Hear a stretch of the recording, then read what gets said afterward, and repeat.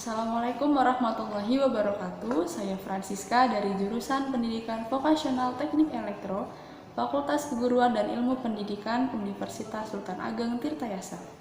Pada kesempatan kali ini saya akan menjelaskan teori tentang pengelolaan laboratorium dan bengkel. Kali ini saya akan menjelaskan 4 materi. Yang pertama ada manajemen operasional, manajemen perbaikan berkelanjutan, total productive maintenance, dan penataan laboratorium dan bengkel. Yang kedua, terdapat manajemen perbaikan berkelanjutan. Pada masing-masing instansi wajiblah memiliki keaktifan. Apabila terdapat instansi yang pasif, akan segera diberhentikan karena pada instansi atau perusahaan tersebut tidak akan berkembang. Nah, bagaimana caranya untuk melihat perusahaannya aktif atau tidak dan berkembang atau tidak, yaitu dengan cara manajemen perbaikan berkelanjutan. Dengan manajemen ini, perusahaan akan dipantau terus-menerus dan dilihat kesinambungannya. Dengan adanya manajemen perbaikan berkelanjutan ini berfungsi untuk mencapai tujuan yang ditargetkan dan tujuan-tujuan yang bertentangan dan juga melakukan efektivitas dan efisiensi. Manajemen perbaikan berkelanjutan menggunakan 6 konsep utama, yaitu perbaikan, perawatan, dan inovasi. Yang kedua, orientasi atau proses hasil. Yang ketiga, siklus PDCA atau SDCA. Keempat, mengutamakan kualitas. Kelima, berbicara dengan data. Dan yang keenam, konsumen atau output dari keluaran instansi tersebut.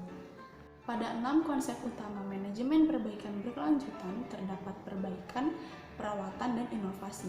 Perbaikan yang dimaksud adalah memperbaiki seluruh alat kerja dan fasilitas yang dimiliki oleh instansi atau perusahaan. Yang kedua ada perawatan, merawat seluruh alat kerja atau fasilitas yang dimiliki oleh instansi atau perusahaan.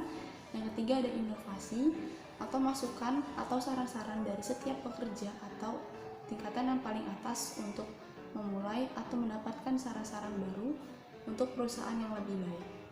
Yang kedua ada orientasi proses atau hasil, yang salah satunya ada PDCA. Yang pertama plan, yaitu menyusun tahapan-tahapan yang akan digarap oleh perusahaan tersebut. Yang kedua ada do, melakukan dari apa yang sudah disusun oleh perusahaan tersebut. Yang ketiga melakukan cek, yaitu cek ulang pada tahapan-tahapan atau susunan yang sudah dibuat. Yang keempat ada action, yaitu menerapkan atau mengeksekusi apa yang sudah direncanakan. Dari 6 faktor tadi, yang ketiga ada siklus PDCA, yaitu melihat perubahan pada tahapan yang sudah dibuat, dan salah satunya ada PDCA yang sudah dijelaskan tadi. Yang keempat ada mengutamakan kualitas. Pada suatu perusahaan atau instansi lebih mengutamakan kualitas karena akan dijadikan output atau keluaran yang akan disebar kepada konsumen. Yang kelima berbicara dengan data. Apa itu? Yaitu mendiskusikan masalah-masalah yang ada pada perusahaan atau evaluasi-evaluasi berdasarkan data atau sumber-sumber yang valid guna membangun perusahaan yang lebih baik. Yang keenam ada konsumen. Konsumen ini adalah keluaran dari apa yang sudah direncanakan oleh perusahaan tersebut. Hasilnya akan disampaikan oleh konsumen. Kemudian pada manajemen perbaikan berkelanjutan terdapat 4 poin utama. Yang pertama ada 3M, mudah, murah, dan murni. Yang kedua ada 5R, ringkasi, rapi, resik, rawat, dan rajin. Yang ketiga ada konsep PDCA, dan yang keempat ada konsep 5W1H. Dari 4 poin tersebut sudah banyak negara yang menggunakan. Salah satunya ada Jepang, menggunakan konsep 3M. Dengan konsep 3M ini dapat mengurangi human error dan kelelahan. Kuncinya adalah mekanisme, otomatisasi, robotisasi, dan sistem yang saling berkaitan. Poin ketiga ada total productive management. Total productive management merupakan sistem manajemen yang prosesnya melibatkan dari manajer hingga operator dan teknisi di level paling bawah. Pada tahapan ini meliputi perawatan piranti, alat uji, suku cadang, fasilitas khusus, data, dan perangkat lunak. Pada TPM ini atau Total Productive Management terdapat 5 unsur batasan, yaitu 1. Membangun kerjasama di industri untuk memaksimalkan efektivitas sistem produksi. Yang kedua, pendekatan lapangan membangun organisasi, merangkai kegiatan setiap jenis kerugian, panjang masa pakai sistem produksi. Yang ketiga ada implementasi ke setiap departemen.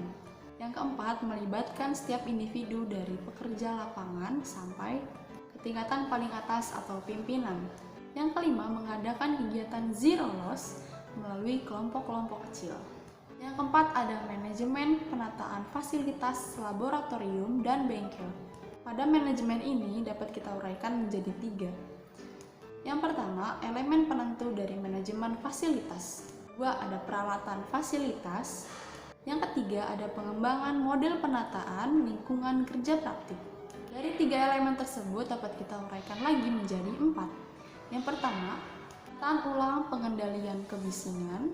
Kedua, ada penataan ulang pengendalian radiasi. Dan yang ketiga, ada penataan ulang pengendalian pencahayaan. Serta yang keempat, pengembangan model penataan fasilitas. Nah, sekian yang sudah bisa saya sampaikan. Semoga menambah informasi bagi kalian semua. Wassalamualaikum warahmatullahi wabarakatuh.